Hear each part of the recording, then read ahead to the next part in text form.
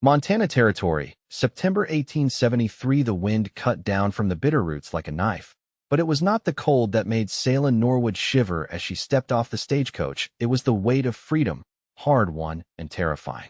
She stood on the dusty edge of Elk Haven, a speck of a town wedged between pine-covered foothills and tall grass valleys. A single carpetbag in one hand, her other clutched tightly to the small fingers of her 6-year-old son, Jonah. Her 3-year-old daughter, Josie, clung to her skirts, thumb pressed in her mouth. They had nothing now except each other and the bruises that still marked Selah's ribs beneath her corset. Her husband's final words echoed in her memory, sharp as a slap. No one will ever love a woman like you. You're broken, damaged, used up. He had said it before walking out, leaving them behind in Cheyenne with $4 on the table and a sheriff's writ of divorce she had not asked for. Selah had come west because anywhere was better than where she had been. "Ma," Jonah whispered, tugging her hand. "Where are we going?" Selah took a breath. "We're going to find work. Then we're going to find a home." It was all she could offer. She had no plan. Just to name Mrs. Carter, a widow in Elk Haven who sometimes took in laundress help and a heart half held together by sheer will. The town was quiet, the kind of quiet that came before snow. Men with rifles leaned outside the saloon. A blacksmith pounded iron in the distance, and a tangle of horses whinnied near the livery. No one paid her much mind, except one man. He stepped out of the general store as she passed, tall and lean, maybe 30, his hat pushed back to show dark blonde hair, and eyes so pale they seemed to catch every piece of light. He watched her, not with judgment, not with pity, just calm, steady interest. Selah kept walking. Mrs. Carter did give her laundry work $2 a week and a cot in the barn until something better opened. It was enough to get Jonah and Josie fed and sleeping under a roof. Selah scrubbed for hours, her hands raw, her back aching. She said little. She smiled less. People in town whispered. A woman with 2 children, no husband, and bruises she refused to explain did not sit easy with them. But the cowboy kept watching. He came to the barn one morning just after sunrise. Selah was hanging sheets and humming low to Josie, who sat on a hay bale with a potato in her lap like it was a doll. "You need help?" he asked simply. She turned, startled. "No, we're fine." "You do not look fine," he said. "You look like a woman about to fall over." She straightened. "I do not fall." He nodded once, like that was a good answer. "Name's Quillan Rhodes. I have a spread outside town. I need someone to help cook and keep the place clean. My last housekeeper ran off with a peddler last month." Selah hesitated. "I have 2 children." "I noticed." He looked at the little ones. "They are quiet. And they look healthy. That matters more to me than anything." She studied him. His boots were dusted but well cared for. His coat was patched but clean. He held his hat in his hands, polite. Nothing in his gaze wandered or lingered. "Why me?" she asked. "Because you work like someone who needs to, and you do not ask for sympathy." Selah swallowed hard. "You do not know anything about me." "I know you do not scare easy," Quillan said. "And I know that matters more than your past." She took the job. His cabin sat 3 miles outside town, tucked against a creek and the edge of a pine bluff. It had 2 rooms. He moved to the barn so Selah and the children could sleep inside. He said nothing about it, just hauled his things out and built a second cot for Josie. They settled into a rhythm. Selah cooked. She cleaned. She read to Jonah by lantern in the evenings and brushed Josie's hair by the fire. And Quillan stayed. He came in after dawn, boots muddy, always quiet, always watchful. He never raised his voice. He never asked questions she did not want to answer. He brought Jonah a whittled horse one week and taught him to tie knots the next. Josie followed him like a pup when she thought no one was looking. Still, Selah kept her distance. She had walls around her heart as thick as the Rockies. She had trusted once. She would not do it again. One afternoon, a storm rolled in sudden and sharp. Rain battered the windows, and Selah rushed to pull in the wash. She slipped in the mud, hit her knee on the stone step, and cursed under her breath. Quillan was there before she could stand. He offered his hand. She stared at it like it was a snake. "I am not going to hurt you," he said quietly. "I know." She took his hand. He pulled her up gently, then held her a moment too long. His eyes searched hers, not with heat, but with something steadier, something safer. "Your husband," he said. "He said things to you, did he not?" She stiffened. I have seen women look like you look, Quillan went on. Like they are waiting for the next blow, even when none comes. Selah turned away. He said I was not worth loving. Quillan's voice dropped. He was wrong. She said nothing. But that night, she dreamed of hands that only held, not hurt. Weeks passed. The snow came early. Quillan built a sled for the children and pulled them across the field until their laughter echoed through the trees. Selah watched from the window, her hand pressed to the glass, smiling before she realized she was doing it. She found herself humming again. She found herself sleeping through the night. She found herself watching Quillan when he was not looking. One evening, as the wind howled outside and the fire popped low, Quillan stepped inside with a bundle of pine boughs and a loaf of molasses bread from town. For the little ones, he said, setting it down. Then, softer, and for you. Selah took it. Her fingers brushed his. She looked up. You are not like other men. I know, he said. I never wanted to be. She reached up, touched his cheek. He did not flinch. Neither did she. Do you think someone like me could be loved? She asked, voice barely above a breath. I do not think it, Quillan said. I know it. He leaned in then. Not fast. Not demanding.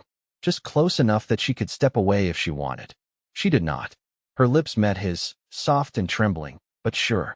Outside, the snow fell. Inside, her heart began to thaw. The thaw held through October, and the creek ran clear all the way down to the cottonwoods. Jonah spent his mornings stacking kindling in neat rows, and Josie had taken to trailing the hens from the coop like she meant to raise them as pets.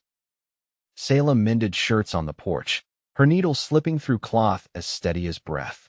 The quiet between her and Quillan had shifted less like distance, more like waiting. He didn't rush her. He never did. But he lingered longer in the doorway now, hands braced on the frame like he wasn't sure if he should come in or stay out. And when she caught him watching her, he didn't look away. One morning, as the sky turned the color of cutwood smoke, Quillan rode out before dawn and returned with a sack of flour, a tin of lye soap, and a folded parcel wrapped in brown paper. For you, he said, setting the package beside her sewing basket. Selah looked at it, but didn't touch it. What is it? Something I saw and thought you might want. She waited until he'd gone back outside, then opened the paper. A length of dark blue calico lay inside, small white flowers scattered across it like frost blooms. She ran her fingers over the fabric once, then folded it back up and tucked it beneath the cot. That night, while the children slept, she found him mending a harness by lantern light, his hands stained with oil and dirt. You didn't need to bring it, she said softly. I know. You hardly know me. Quillan didn't look up. I know what I see. She stepped closer, the hem of her skirt brushing his boot. And what do you see? A woman who doesn't ask for kindness, but still deserves it. He didn't say more. He never said more than he meant. And Selah went to bed with her chest aching in a way that wasn't pain. The next week, she wore the dress. She didn't tell him. Just came down the ladder with Josie on her hip, the skirt brushing her ankles like it had belonged to her always. Quillan looked up from the stove, eyes catching on the blue like it mattered more than sunlight. He didn't speak, but when she passed him the coffee kettle, his fingers touched hers, just once, and she didn't pull away. Later that afternoon, she found him fixing the fence post near the orchard. She brought him a biscuit wrapped in cloth and stood beside him while he worked. I keep thinking I'll wake up, she said, voice low. That all this will be gone. That I'll be back where I was. Quillan didn't straighten, just kept his grip on the hammer, steady and sure. You're not there anymore. She nodded. I know. But sometimes, when it's quiet, I still hear him. I still hear what he said. He looked at her then, sweat darkening the collar of his shirt, sun catching in his lashes. What he said doesn't carry here. Not unless you let it. I don't want it to. Then don't. Selah sat beside him in the grass, knees pulled up beneath her dress. I haven't felt safe in a long time. It's not a thing you owe anyone, he said. Not even me. She watched him drive the nail into the wood, his movements slow, deliberate. You don't ask for anything. I don't take what isn't freely given. She was quiet a long time, then whispered, that's the part one don't know how to do. Giving anything. I don't know what's left. Quillan set the hammer down. There's more than you think. That night, she didn't dream of running.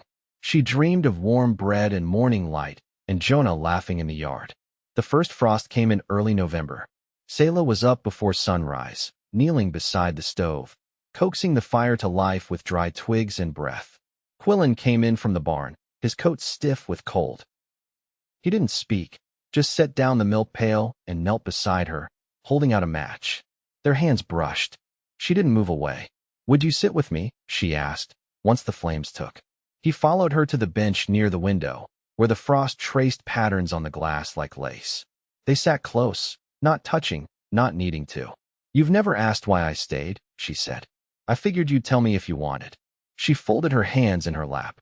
"I stayed because you don't look at me like I'm broken." "You're not." "I was."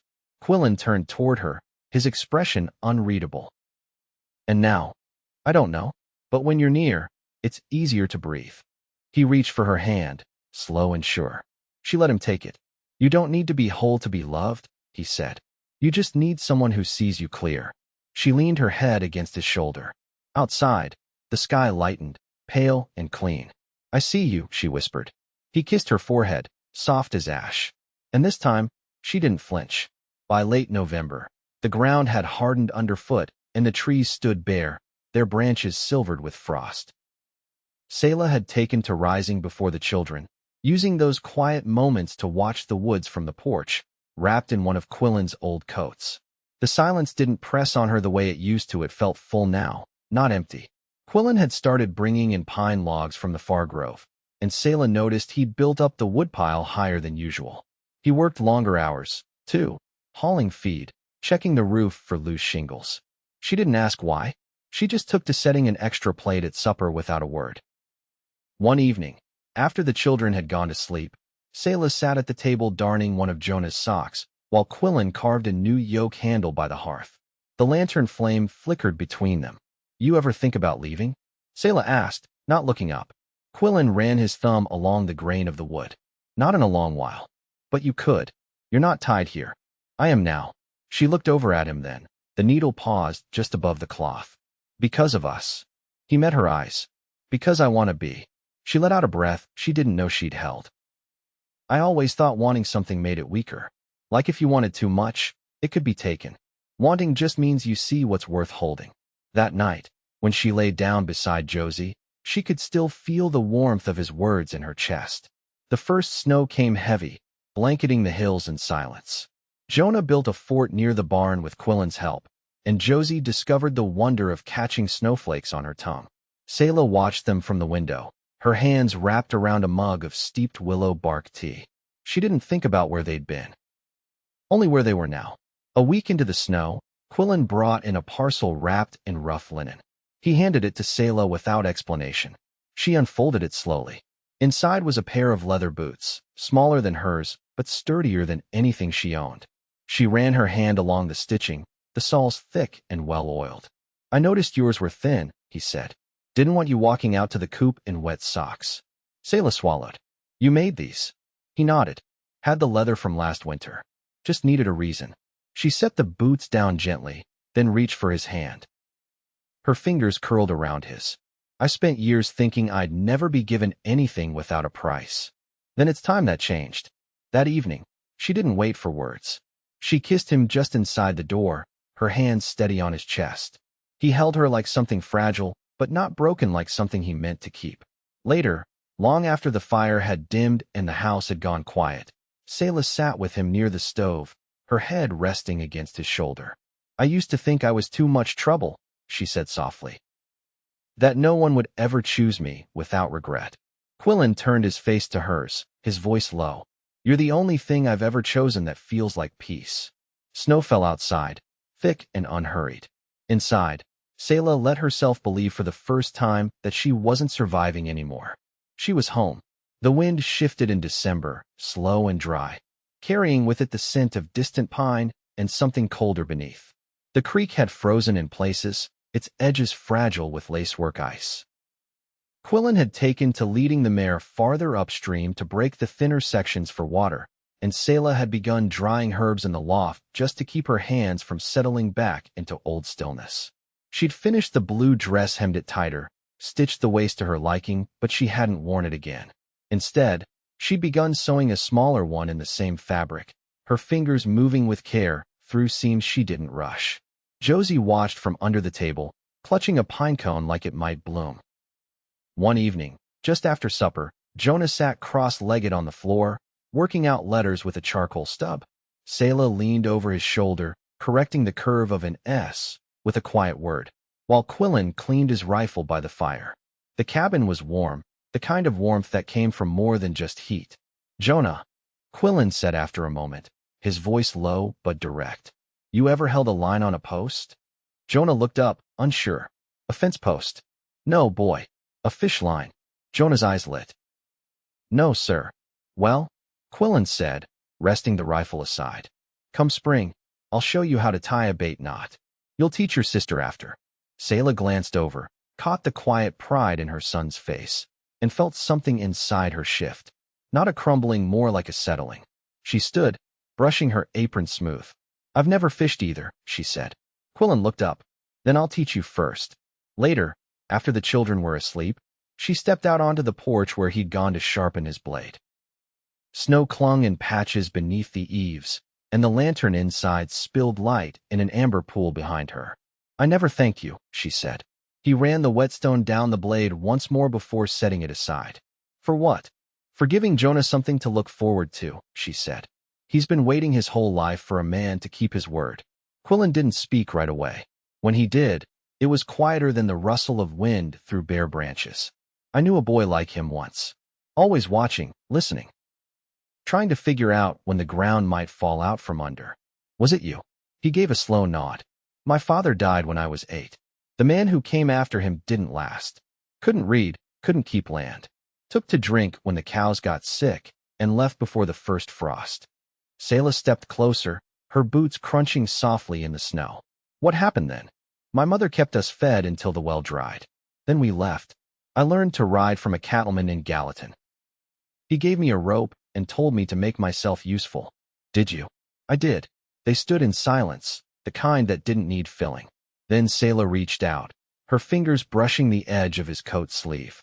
"When Josie was born," she said, "I thought about leaving. My husband had already begun turning cruel. I'd put coins aside. I'd even packed a bag once. But you stayed. I thought a child needed a father more than a mother who could breathe." Quillan's brow furrowed, but he didn't interrupt. "I was wrong," she said. "They needed someone who didn't flinch when they cried." He looked at her then fully, without hesitation. "They have that now." She nodded, eyes wet but unblinking. "So do I." He didn't reach for her. He waited. Selah closed the distance herself, resting her forehead lightly against his chest, her breath rising in clouds between them. "I want to stay," she whispered. "Not because I need to. Because I want to." Quillan's hand came up, warm against the back of her neck. He rested his chin atop her head, his other arm curling around her waist with care that felt carved from patience. "Then stay," he said, "and we'll build the rest as slow as we need to." Inside, the fire cracked. Outside, snow began to fall again, soft as quiet blessings. Snow still held to the ground in quiet folds when Quillan nailed the last board to the wall he was building off the back of the cabin. The new room small, with a single-pane window and floorboards he planed by hand smelled of fresh-cut pine and earth. Selah stood in the doorway one afternoon, Josie on her hip, watching Jonah trace the window frame with his fingers. "He'll have his own bed now," Quillan said, setting the hammer aside. "And space to read without stepping over boots." Selah looked over at him. "You've done all this without asking for a thing in return." "I've gotten plenty in return." Josie reached for Quillan then, and he took her with the ease of someone who had found his rhythm in the quiet places of another's life. She tucked her fingers into his collar and settled against him. Selah didn't speak, but her eyes stayed on them, steady and soft. That night, Selah brought out a tin box she'd hidden beneath the floorboards of the cabin since autumn. Inside were 6 coins, a piece of ivory comb, and the marriage license from her first life creased, water-stained, and no longer binding. She fed it to the fire without ceremony and watched it curl black in the flames. "I want this to be our home," she said afterward, standing behind Quillan as he tended the kettle. "Not just where we stay, but where we live. All of us." He turned, brushing his hand down her arm, his touch gentle. "Then we'll make it that way." By midwinter, the town had quieted. Mail came only once every 2 weeks, brought in by a wiry man on snowshoes who had little to say and less to deliver. Quillan received a letter from Gallatin, a notice regarding the southern fence line of his land and a delayed shipment of seed. He handed it to Selah without comment, and she read it aloud while he fed the stove. "You trust me with everything," she said once she'd folded the letter. "I'd give you my name if you'd have it." Selah didn't answer right away. She walked to the window, watching snow drift off the roof in soft clumps. Then she turned, her voice sure. "I would." He crossed the room and took her hand with both of his eyes never leaving hers. "I've got no preacher to bring up the mountain, but I've got papers in town. We can sign them as soon as the roads open." "I don't need papers to know I'm yours," she said, "but I'll sign them just the same." They kissed then, slow and certain, and when they parted, Selah rested her forehead against his chest. "I never thought I'd feel safe enough to love someone again." "You didn't just love me," he whispered. "You healed with me." Winter deepened, and they settled into a rhythm that felt as old as the hills. Selah taught Jonah to read from a borrowed primer, and Quillan showed him how to sharpen a blade without nicking the edge. Josie began speaking in fuller sentences, her voice high and sure, and often directed at the hens. Quillan built a sled long enough for all four of them and hitched it to the mare. They rode out to the edge of the bluff on Sundays, wrapped in quilts, the children's laughter rising into the still air. On a quiet morning near the end of February, Quillan brought in a parcel from town paperwork, a tin of coffee, and a folded square of cloth. Selah unwrapped it to find a length of white muslin, edged with delicate embroidery. "You mentioned once you never had a proper wedding dress," he said. "Figured it's not too late." She pressed the cloth to her cheek, her eyes closed. "You always see what I need before I ask." They were married in the spring, when the earth softened and the creek ran full. Mrs. Carter acted as witness, along with the blacksmith's wife, and the town circuit judge signed the certificate in blue ink that bled slightly at the edges. Selah wore the muslin, simple and clean, with her hair braided down her back. Quillan wore his best coat, the one with the mended cuff and polished buttons. Josie held her mother's hand through the entire ceremony, and Jonah stood beside Quillan with his chin high and his boots polished. Afterward, they returned to the cabin, and Quillan lifted Selah over the threshold not out of tradition, but because he wanted to. She laughed, the sound brighter than it had ever been, and he held her close once they were inside. That night, after the children had fallen asleep in their shared room, Jonah on his cot, Josie curled beside him, Selah and Quillan lay together beneath the quilt Selah had pieced over the winter. Moonlight spilled in through the window, catching the curve of her cheek as she looked over at him. "I used to think I was a ghost," she said, "moving through each day without touch or weight. But you made me real again." "You were always real," he said. "You just needed someone to see it." They didn't speak again that night, their words replaced by the closeness of shared breath and the warmth of a life chosen, not stumbled into. Years passed. The cabin grew. A second room was added when Josie turned 7, and a proper porch faced the west where Selah liked to sit in the evenings with her sewing.